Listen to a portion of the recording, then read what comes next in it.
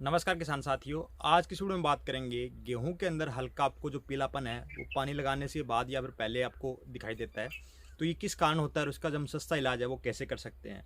अगर मैं आपको बोलूं कि ये नाइट्रोजन की डेफिशिएंसी है तो ये सरासर आपका जो समय बर्बाद है वो हो जाएगा, क्योंकि शायद ऐसा फार्मर हो जो गेहूं के अंदर यूरिया का या फिर नाइट्रोजन का प्रयोग ना करता हो, तो वहाँ पर जो नाइट्रोजन या फिर यूरिया की जो कमी है उसका जो सवाल है वो खत्म हो जाता है। तो फिर ये जो कमी है वो हमें दिखाई किस कारण देती है।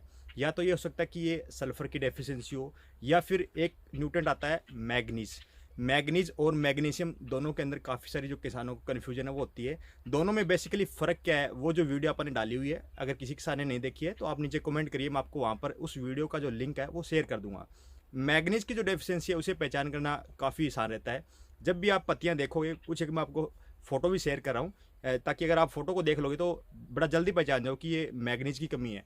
जो पत्तियां होती है, जो मिड रिप होती है, उसके साथ में आपको हल्के हल्के नैरो लीफ जो स्पॉट है वो दिखाई देंगे ब्राउन से कलर के, या फिर आपको हल्का जो पत्ता है वो पीला दिखाई देगा। मैग्नीज जो है वो पूर्ण रूप से पौधे के अंदर मोबाइल नहीं होता, यानी कि एक स्थान से दूसरे स्थान पर नहीं जाता, इसलिए इसका जो प्रयोग है वो स्प्रे के रूप में करते हैं। लेकिन जो मैग्नीशियम होता है अगर हम उसे नीचे डालेंगे फिर भी ये पूरे पौधे के अंदर फैल जाता है, इसलिए मैग्नीज की स्प्रे की जाती है और जो मैग्नीशियम है उसे नीचे डाला जाता है। अब हम बात करते हैं कि मैग्नीज की जो कमी है वो किन किन कारण आती है। या तो आप ज़्यादा मात्रा के अंदर गेहूं के अंदर जो भी हर्बिसाइड यूज़ करते हो, गोल्डन डे के लिए या खरपतवारनाशी यूज़ करते हो, तो उसकी वजह से भी जो मैग्नीज की कमी है वो आमतौर पर दिखाई देती है। जब जब मैग्नीज की कमी आएगी तो वहाँ पर जो क्लोरोफिल की मात्रा है वो भी घट जाती है। क्लोरोफिल की मात्रा घटेगी तो पौधा ऑटोमेटिक हमें हल्का जो पीलापन है वो दिखाई देगा। ये नहीं कि आपका कभी भी पूरा जो खेत है वो पीला दिखाई नहीं देगा, उसमें कुछ एक जो धब्बे टाइप से है, पैचेज है, वो दिखाई देंगे।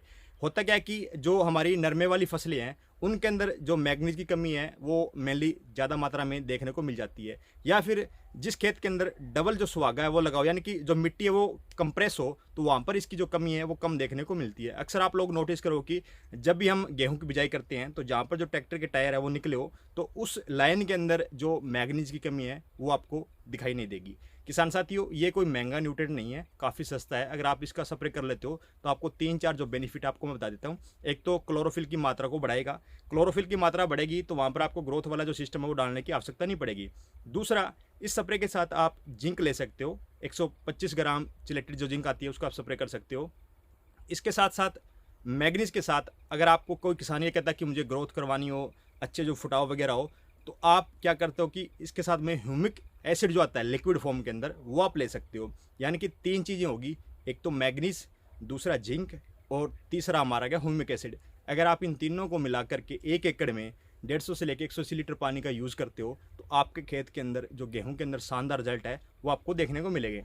मैग्नीज की स्प्रे या इन तीनों सेगमेंट की जो स्प्रे है आप पानी लगाने से 3-4 दिन पहले कर सकते हो, या पानी लगाने के 4 या 5 दिन बाद में कर सकते हो।